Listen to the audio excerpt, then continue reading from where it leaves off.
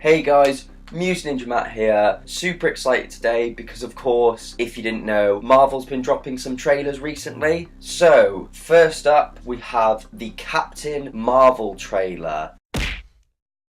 Now, I liked this trailer, but there wasn't really a lot to take away from it, in my opinion. I love the fact that we got to see the old lady she punched again, and the old lady starts doing flips and fighting her, and you're like, cool, scroll fight. It seems like what will happen is that they'll still have like the big explosion that will give Captain Marvel her powers, and it looks like she's being revived with Kree blood, which of course happens a lot in Agents of S.H.I.E.L.D. So I'm interested if there'll be a connection there, because they might do that. The Kree blood itself gives her powers, but I think it will still be like an explosion that does. The special effects in this film just look awesome. The look of the movie is just very pleasing to the eye. I love when you see her just flying around in space, just shooting at the ships, and you again really just get a feel for how powerful she is. I did, however, cringe a bit at the end humour where you've got Nick Fury playing with the cat. I was like, oh, I don't know about this, it's making me cringe a bit, but maybe that's the point.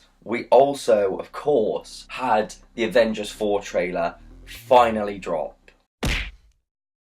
After watching it a million times, I do really like the trailer. When I first watched it, there was a little part of me that was like, I haven't seen enough. I want to see more. Like, why aren't they showing me more about the plot and all of this? It's just that I want to see the movie that bad, that them just going, here's this little teaser. I'm like, yeah, I want more, but that's kind of the point of the marketing. But of course, Avengers 4 is called Endgame. The name makes perfect sense because it sums up what this movie is. It's the Endgame. Characters have said it in past films. Tony has said it. Doctor Strange has said it. It really feels like this is what everything's been leading to. So the name makes sense, and I really like it. So we see Tony is lost in space. He's adrift on the Guardians ship, which he would have taken from Titan, and he's leaving basically what he thinks is a goodbye message for Pepper, and it's incredibly emotional when he's basically accepted that he's gonna die on that ship, and he's saying goodbye to her, and he says oxygen runs out tomorrow morning, and when I drift off I'll dream of you. And I just thought it was a really powerful scene. We get loads of cool imagery as well. We get the Thanos Scarecrow directly from the comics, and you feel the weight in this trailer, in that you see how defeated everyone is. You see them all just looking heartbroken and crying because they lost, and they lost so much. We get to see some screens of some of the missing people, and Shuri's on there, so I think either she's missing and gone underground and could potentially become the next Black Panther in this movie, or she was one of the people that was taken in the decimation. One thing that was probably the best part of the trailer was seeing Clint again, and he's Ronin. He's got the proper Ronin costume on. You can see he's a much sort of darker character. He's got dead bodies around his feet. And a lot of people have speculated that his family would have been taken in the decimation, and that's sort of why he's turned to this life. We get to see Cap in like his Winter Soldier uniform. We see he's still got the photo of Peggy from First Avenger, and this could be hinting at the time travel elements. The whole trailer is a very sad trailer, and the mood is just very much brought down. But what I love is after the title reveal, the tone shift. The music changes to like the start of the Avengers theme, and it's when Scott Lang is at the door, and he's like, yeah guys, I'm Ant-Man, let me in, we met in Germany. And Cap's like, is this an old message? As soon as Nat's like,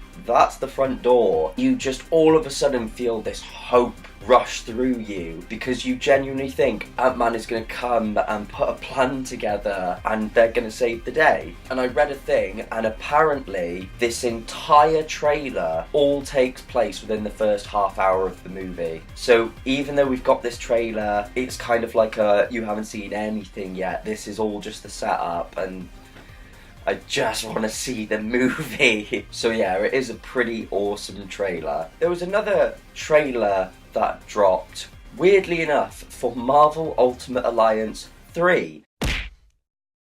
which is going to be a Nintendo Switch exclusive. Fans have been waiting for Ultimate Alliance 3 for so long, and this just came out of nowhere. And I looked and was like, I kind of like the gameplay they're showing off here and the way the game looks. And I think this is huge for the Switch if it does stay as an exclusive. I think it will work really well in the handheld format. And something tells me the reason the Switch has got this is because maybe the Switch won't be getting the Avengers Project game. And apparently some new footage for that is supposed to drop soon. I'm assuming that will be the game that hits PS4 and Xbox One. So that's it for now. A Far From Home trailer was shown off at a Comic-Con. However, we haven't been able to watch it yet. It sounds like there's some really cool Mysterio stuff in there, explaining his role a lot more, stuff like that. Anyway guys, thank you so much for watching. Don't forget to like, comment and subscribe as it really helps the channel out. Check out the links in the description down below. Check out the whole channel, especially the playlists, and I will see all of you in the next one.